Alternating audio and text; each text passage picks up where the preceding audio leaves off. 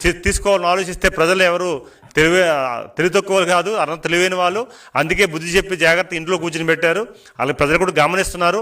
అయితే ప్రజల్ని మభ్యపెట్టే విషయాలు మాత్రం వచ్చినా సరే భోగాపురం ఎయిర్పోర్ట్ కోసం చర్చించడానికి మేము సిద్ధంగా ఉన్నాం.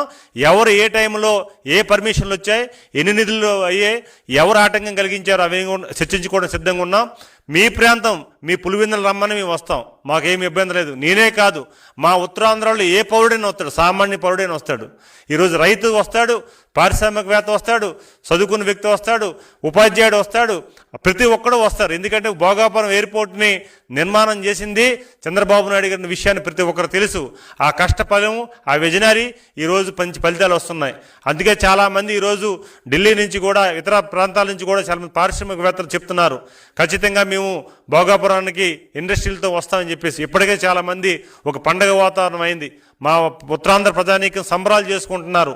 ఓ పక్క గూగుల్, ఇంకో పక్క భోగాపురం ఎయిర్పోర్ట్, ఇంకో పక్క నదుల అనుసంధానం, ఇవన్నీ కూడా ఒక మంచి కార్యక్రమం అని చెప్పేసి ఒక మంచి ఉత్సవం.